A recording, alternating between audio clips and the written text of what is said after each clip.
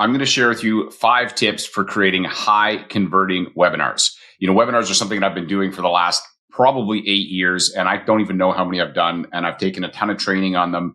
And in this episode, I'm going to share with you 5 tips to help you do better webinars. If you do webinars, this is something you're going to want to pay attention to, whether you're doing something with first-time buyers, whether it's investment clients, whatever it is.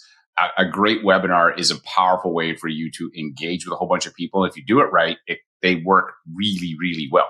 I'm excited to chat with you about this. All right. Hey, I'm Scott Beckford. This is the Out of Mortgage Brokering podcast. And each week I do this short tactical show where I just talk about something like webinars and we go really deep on it. Before I jump into that, I want to give a shout out to our title sponsor. Finmo is a Canadian mortgage application, document collection, submission platform. They're amazing for borrowers, really simple to use. As they fill out the app, it knows what documents your client needs. So that's great. A lot of times when people fill out apps, they actually have documents there to answer the questions. And we found that they will start uploading those docs as they're doing the application. Second thing, it has a smart submission note. So it pulls key data from the app to make it simple to submit to your lender. And finally, it's got connections to Lender Spotlight, which is the best tool for searching rates and guidelines. Check them out at lendesk.com/Finmo and just get them to give you a tour. It's kind of like you wouldn't buy a car without a test drive. Get them to test drive it for you. I guarantee you're going to love it. All right. So how do I create high converting webinars? And webinars is something that I have done a ton of. I'll tell you a quick story about when I first got into start doing webinars. I didn't realize, if you think about this, a webinar is essentially like going to do a big presentation, and whether you have a small number of people or a large number, you can get in front of a lot of people really quickly. And in this episode, I'm not going to talk about how to fill it. I'll do that on a separate show, but they're extremely effective. The highest conversion rate I ever had on a webinar was 100%. You're thinking, that's pretty good, Scott. But the reality is only one person showed up. But I did that webinar. I poured my heart out in that webinar, and that person signed up. And I was like, oh, this is cool. And this is when I had a company called VIP Club, which is a database marketing software. In any case, so let's talk about it, though, for mortgage brokers. So the first tip is you need a really good title. If you don't have a good title, and I see this all the time, people are like, hey, first-time buyer seminar, boring. How to buy investment property, boring. Those are not great titles. A better title would be top 5 mistakes first-time buyers make when buying a home. Hint number 4 will cost you an average of $22,000. Which one do you want to go to if you're a first-time buyer, right? Or like my buddy Dion used to do, he wouldn't say investment. He'd be how to pay off your house in 10 years. I want to know how to do that. Okay, what's this? How to use investment property to pay off your home in 10 years. Oh, that's something I'm interested in. So you see, the title really matters. I remember I took many years ago, I took some training from, I can't remember, it was a pretty expensive training on writing books. And the author basically said, spend 80% of your time on the title and 20% of the content. Now, I don't think that's probably the correct ratio, but he was trying to highlight the importance of a good title. And the title matters a lot. So you do want to put some thought into what that's going to be, but then you got to deliver on it. You can't just say, hey, here's this amazing thing, and then they show up and it's not there. So the content still needs to match it. So 1, create a good title. The second, use what I call the 3 I's. So when you're creating your content, you want to have impact, intrigue, and interaction. And so impact is, so for instance, if I'm talking about first-time buyers, it's like, hey, there are 5 mistakes that first-time buyers make. And, one of my clients, and this will be intrigue. So I'm going to talk about this impact that this is going to have on them. So if you don't get this right, maybe you end up renting for longer. Maybe you end up still living in your parents' basement. So I'm talking about all of the negative consequences of not getting the thing you want. And what that does is it reminds the person, oh yeah, that's me. That's my situation. Yeah, that does suck. And so it's good to set up the problem first, because otherwise they may not even realize they want your solution or need your solution. Now, in most cases, if you're a mortgage broker, what you're trying to do is get a conversation to find out if there's a mortgage opportunity. You're not actually selling them something they need a credit card for. But the point is that you still want to make sure that you do that. So the first is that impact. So how's it going to impact? And the second is intrigue.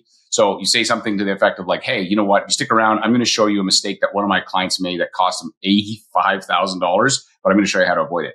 So why do I say that? Is because now I've left an open loop in their mind, and they're going to want it. They're like, I want to know what that is. What is this $85,000 mistake? I don't want to make this mistake. So now they're going to stick around. And then interaction, you want to get people to interact with you so they're paying attention, because sometimes people do webinars and they're doing other stuff. They're writing, they're watching Netflix, whatever they're doing.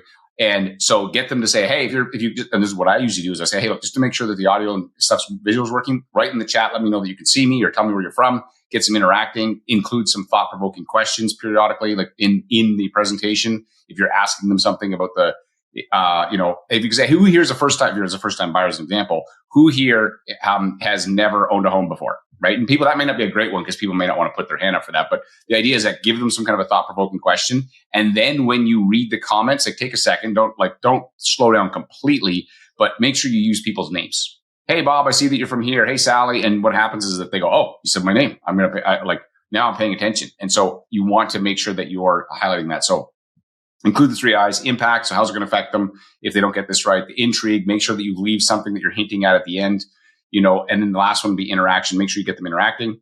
The next is you need authority. So how do I make myself seem like I'm great without spending a lot of time on it? Because the last thing you don't want to spend a lot of time talking about yourself. And so what I'll often do is I'll actually before I even get into the authority, which is myself, I would start my webinar off with, hey, welcome to this webinar today. Today I'm going to share with you the 5 mistakes that first-time buyers make.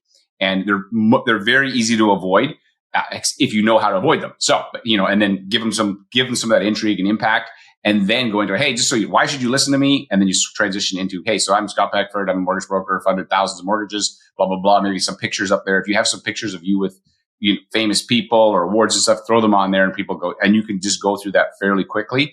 They kind of care, but not a lot. They mostly care about, can you actually solve my problem for me, or can you help me?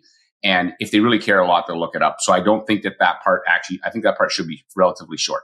So first step is great title. Second is the 3 I's. The third is authority. The next is the focus on the problem. So when you're breaking this thing down, I always like to take a problem that they would have, and I like to use a story. So I can give you all kinds of facts and examples, and you'll forget all of it. So I'm going to give you a story right now this was actually a first-time buyer who parents gave her a gifted down payment. So I had a client, first-time buyer, parents gifted her down payment. She gets together with this guy who's kind of he's an idiot. Anyway, so he convinces her to go and get some private, and they give her the gift. They buy the property. It's totally in her name, right? So she qualifies, so it all worked. And then he's like, hey, we should get some money out so we can do some fun stuff. She's like, oh, I'm in love, tweet, whatever. She's not thinking straight. Goes in to get the second mortgage, ratchets up the debt. He buggers off now that the money's gone. And now she goes back to her parents crying, going, oh my gosh, I can't believe what I've done. And that was a massive problem. And that would have been very easy to solve if the parents were on title, or if there's different ways they could have protected themselves. And so when I say that to parents, I'm explaining to a parent, they go, oh my gosh, I didn't even think about that. Because you may have the most responsible child. That is, you may be like, my kid is super responsible. I know I can trust them. You can't trust necessarily other people that come into their life and put things in their head. And then you're like, oh shoot, I didn't see that coming. So this is the kind of stuff that I make sure I talk about, and then I'll tell that story and then explain how you can solve it. And what happens when you do that is that they go, oh, you know your stuff. You definitely know more than me. I should. And then if you do the call to action properly, which I'm going to talk about at the end, they're going to be like, I'm going to make sure that Scott seems like he knows what he's talking about. I definitely want to talk to him before I do anything. And that's all I want. I want a conversation so that I get an opportunity to do your mortgage. That's what I'm looking for. So I like, with this focus on the problem from their perspective, not your problem. They don't care about your problem. Your problem is you want more clients. They don't care about that. Their problem is, I don't have a down payment yet. My credit's not that great. I don't qualify for what I want. Like they've got all these other problems. I'm using a first-time buyer as a example, but think about their problems and talk about those. So you talk about the problem, you talk about the consequences of that problem, and I like using stories. And instead of using testimonials, so if you want to highlight your expertise, use a case study. So here's an example. If I highlighted this problem, showed the consequence, showed the solution, then I would go into, hey, look, let me give you an example. Here's one of my clients, Sally, here's what we did for her. And then they go, oh, cool. And especially if Sally has this nice testimonial, it's like a snapshot of your Google, review or whatever, saying, hey, Scott's amazing mortgage broker. And I'm talking about how we help Sally. It basically reinforces, again, back to the authority piece. It's like, oh, this person knows what they're doing. And so you can see how this all layers together. What I find with webinars is that if they're not, two people can do the exact same webinar with the exact same information, but if you sequence it incorrectly, it will not work. Like it's literally like trying to bake a cake and you're like, hey, I'm going to put the icing on and then throw it in the oven. It's like, wow, my cake didn't work. Yeah, no kidding. So with this stuff, sequencing does matter. And so that's why I say back to the title is the first part of the sequence. The second is to make sure that you have got those 3 E's, the impact, the intrigue, and the interaction. Make sure that you've included authority. So they go, okay, I got to trust you, but don't spend too much time on it. Focus on the problem, right? And then use case studies instead of testimonials. And then number 5, I told you there's going to be 5 things. Do a 6. So when you're transitioning, you always have to have a call to action. Like, do not just go, okay, thanks guys for showing up. Really appreciate you. That is a terrible. If I ever go on a webinar of yours and you do that, I would virtually slap you. I wouldn't slap you in real life, but I would feel like slapping you because it's terrible things. It's a terrible strategy. So I'm going to give you two call to actions that you can use. There's the assumed contact, and then there's a two choice close. And both of these are freaking killer. And so the first one is that often, especially if you do a webinar that's to do with money, you may say, has anybody got any questions? Send them in the chat. It's crickets, right? And you're like, oh, dang, shoot. Now you feel like you look dumb. So don't do that. Say, hey, look, I understand that I'm happy to answer any questions, but here's the thing I know. Finance is kind of personal, and you may not want to ask some of these questions in front of people, but don't worry about it. I'm going to make sure that everybody who's attended on here today, I'm going to be reaching out to you to make sure that any questions that you have are answered. So you see what I did there? I didn't say, hey, please call me if you need me. That's a terrible call to action. That's better than not saying thanks for coming out, but it's only slightly better because you're putting all the power in their hands, and they get to decide if and when they reach out. No, you don't do that. You say, hey, I know that this is personal stuff, and I want to make sure that anybody who came here got their questions answered, and I don't want you to be comfortable, so I'm going to reach out. Reaching out means picking up the phone and calling them. Email, phone call, text. Hey, I see you attended my webinar. Let me know. I'd love to jump on a quick 5-minute call, answer any questions you have, and that gets your conversation going. So this is probably the weakest area for most mortgage brokers. They assume if they make the decision to go build a webinar, kudos to you, you did it. They make the next decision to how to promote it, which I'll talk about in my next 10-minute tactical podcast. Then they decide, okay, I got all that done, but then they do no follow-up. It's like, man, you literally just took half your money and probably 2/3 of it and burnt it. Because if I said to you, yeah, it's a terrible idea. You've got to follow up. Okay, so that's the assumed contact close. The second one is a two-choice close. So let's say you've done a good job of educating them on here's the problem, here's the story, here's the problem, here's the consequence, here's how you solve it. And they go, man, my mind is blown. I can't believe how much I've learned from this webinar. Use the two-choice clause. Hey, you got two choices. So one, I believe with what I showed you here today that you can go out and you can do this yourself as if it's a webinar for parents that are helping their kids buy a place. I know you can go out and you can do this for yourself, for your kids. And I have no doubt that with the information we've given you that you're absolutely going to, you're going to have better success. But here's the other thing I know. You also have the option to absolutely for free. I'm happy to work with you on this and see how I can help you in your situation solve the problem XYZ. So the whole idea here is you give them two choices. Choice one is work by themselves. Hey, take this idea, run with it yourself. Choice two is get me to help you with it, where I can use every trick. There's other stuff that we didn't even cover in this webinar. There's other tricks that I may have for you. There's other options that we couldn't cover in the webinar. I'm happy to do that with you one-on-one, and I'd be thrilled to do it. And it's completely free service, blah, blah, blah. So you do it like that. So essentially you give them either a assumed contact or a two-choice close. There's one little thing that I'm going to add in here. This is kind of like bonus tip number 6. And it is when you transition from, you do your intro, you do your content, and then you go to your call to action. The key step that people miss is a 60-second recap. So what you want to do is you want to get to the section where you've done all the training. Here's the and then recap it. As I said, I told you I was going to do this. Remember, and you start hitting all those things. Two things happen. Your state goes, oh yeah, I did give them a lot of value. 2, they go, oh my gosh, I did learn a lot of stuff in this webinar. And then 3, when you transition into the call to action, you don't feel awkward asking because you're like, oh, did I add enough value? Of course you did, right? And so you want to make sure that you do this 60-second recap before you do your call to action. And what will happen is it'll get you in a better state. So that's bonus number 6. So hopefully you found that useful.